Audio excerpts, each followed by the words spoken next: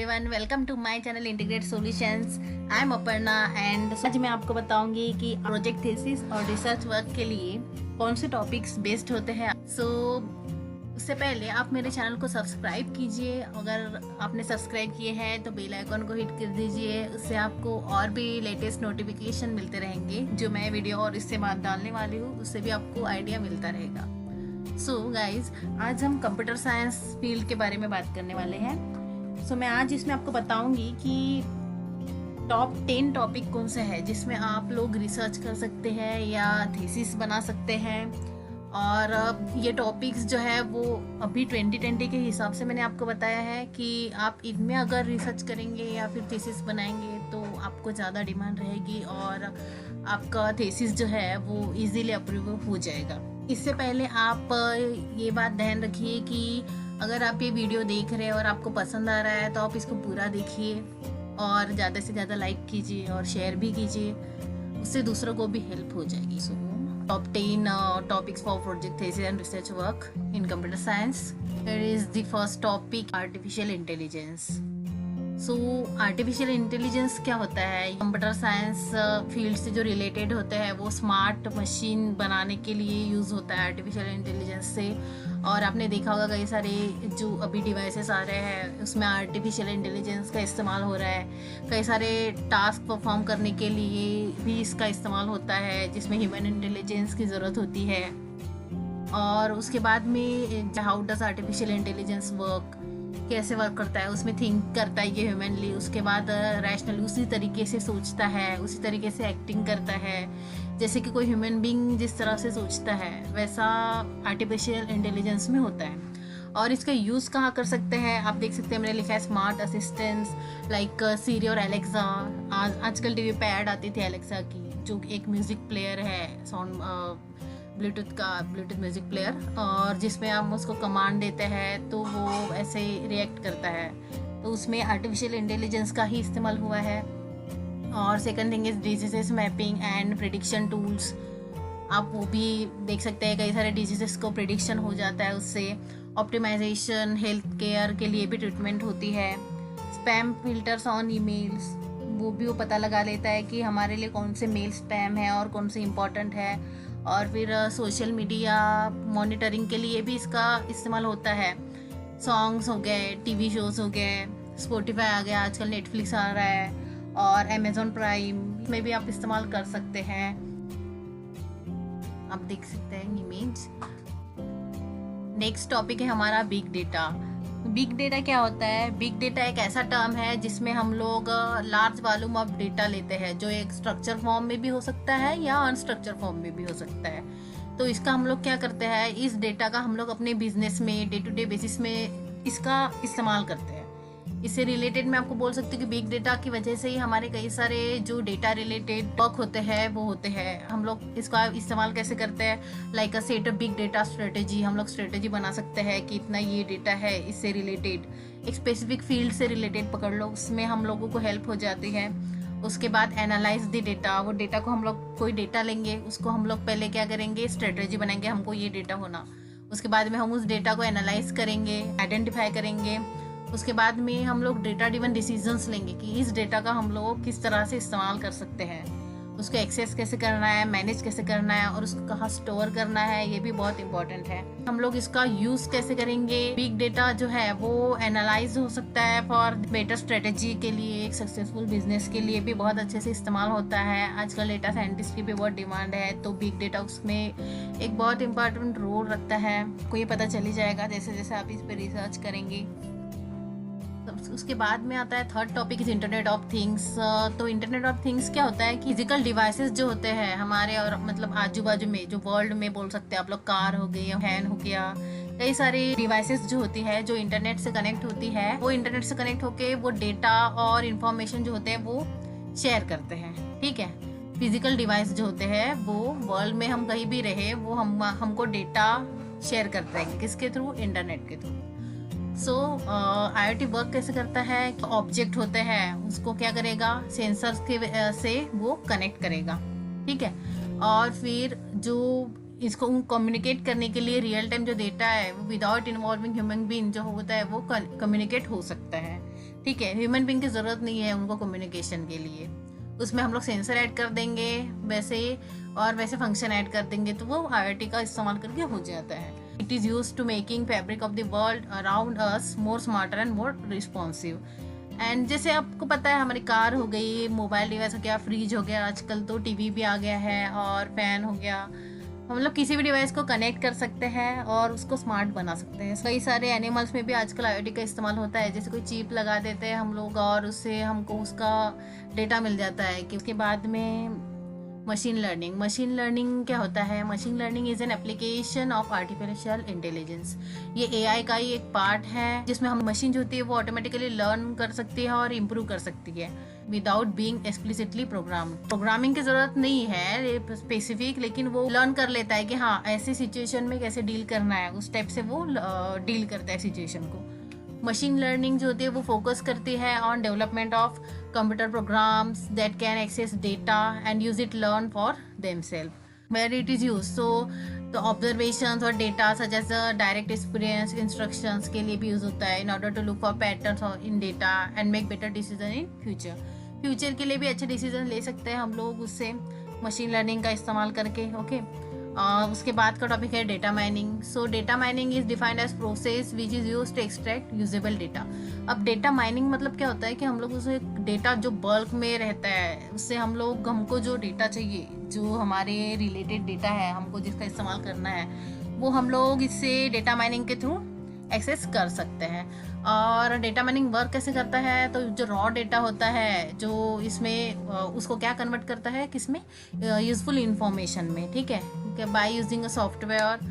ठीक है, सॉफ्टवेयर का यूज़ कर सकते हैं हम लोग, और डेटा के हम लोग पार्टीशंस कर सकते हैं। इसमें एक लंबी प्रोसेस है उसकी।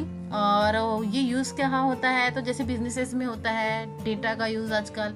सो उसमें हम लोग कस्टमर से जो होता है वो इफेक्टिवली डील कर सकते हैं। कस्टमर्स का डेटा हमारे पास होता है। अगर सपोज कोई डॉक्टर है तो किसी पर्टिकुलर पेशेंट का डेटा उनको चाहिए, तो वो सारे, जैसे उनको कैंसर के पेशेंट से डील करना है तो सारे पेशेंट का डेटा नहीं निकालेंगे, वो पर्टिकुलर कैंसर पेशेंट की पर्टिकुलर फाइल्स होंगी, पर्टिकुलर डेटा होगा, तो वो उनको डील करना आसान होगा। तो वो बल्क के डेटा से हम लोग डेटा माइनिंग मतलब एक हमको जो डेटा चाहिए वो डेटा हम लोग ले सकते हैं। Okay, so next topic is cloud computing. तो हम क्लाउड कंप्यूटिंग के बारे में बात करेंगे। अभी क्लाउड कंप्यूटिंग में क्या होता है कि जो डेटा और प्रोग्राम्स होते हैं वो हम लोग अपने कंप्यूटर पे स्टोर करने के बजाय कहाँ स्टोर करते हैं? इंटरनेट पे स्टोर करते हैं। आपने देखा होगा अमेजोन का भी क्लाउड है, AWS, और कई सारे क्लाउड्स हैं खुद के, उनके फेसबुक का भी अलग है कुछ।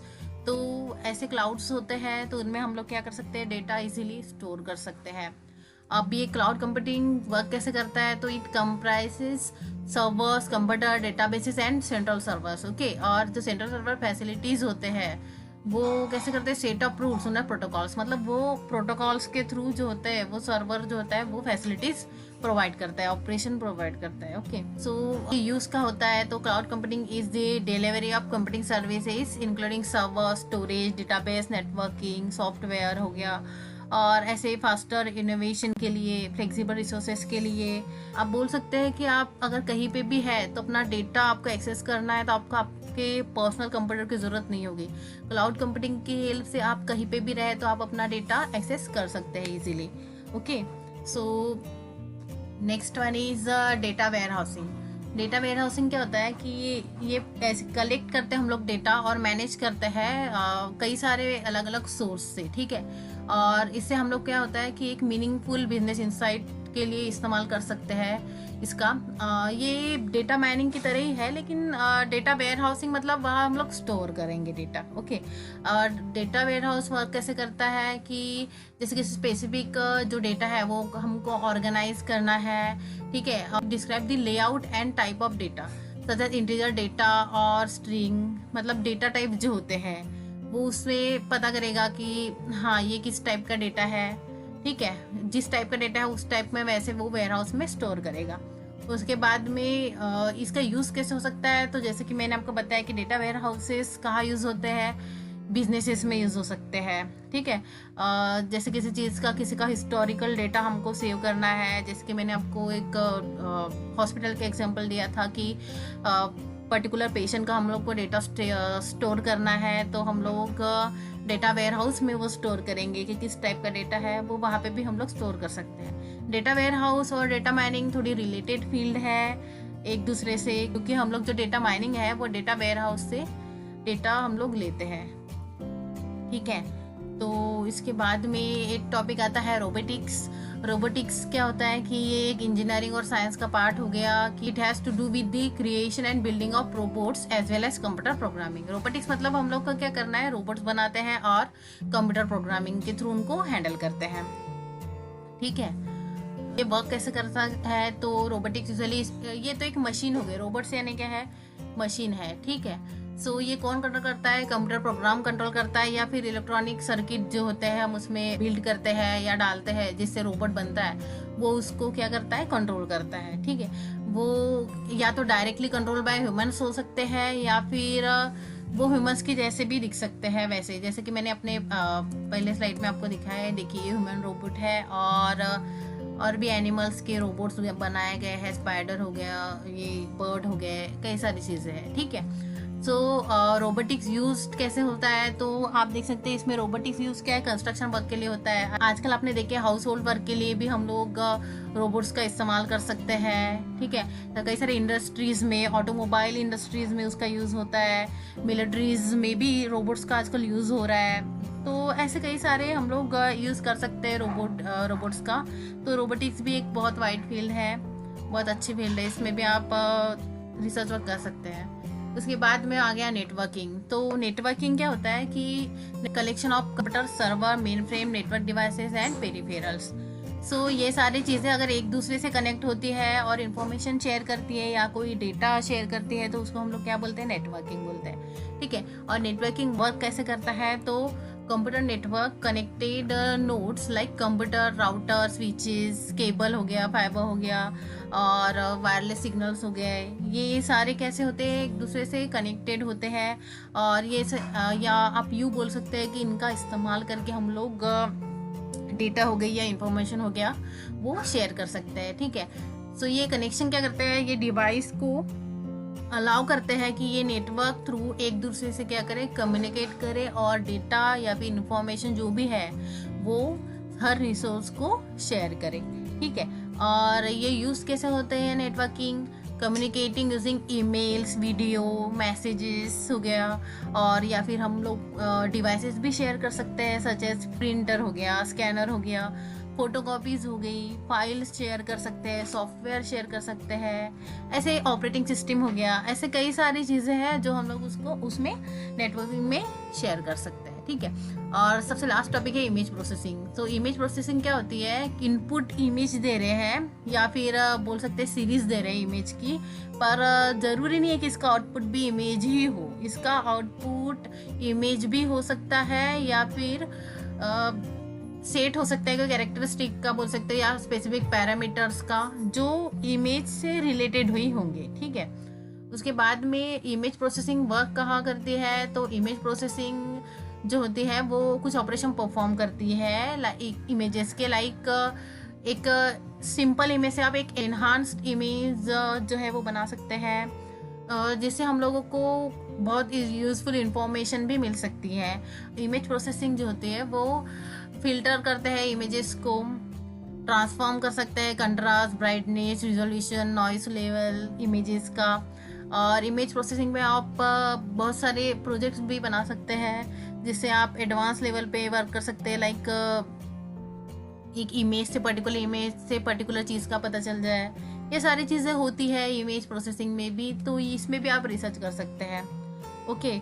सो मेन टॉपिक आपको जो बताया है वो सबसे इम्पोर्टेंट टॉपिक है। सो 2020 में तो बहुत काम के है और इसके बाद भी ये काम आने वाले हैं, मतलब बहुत इम्पोर्टेंट टॉपिक्स के बारे में यहाँ बात की गई है, तो हर साल आप इनका यूज़ कर सकते हैं और ये एडवांस टेक्नोलॉजीज़ है, इतने जल्दी ये ओल्ड नहीं होने वाली है, तो आप इस पे कमांड हासिल करेंगे तो बहुत अच्छी बात है।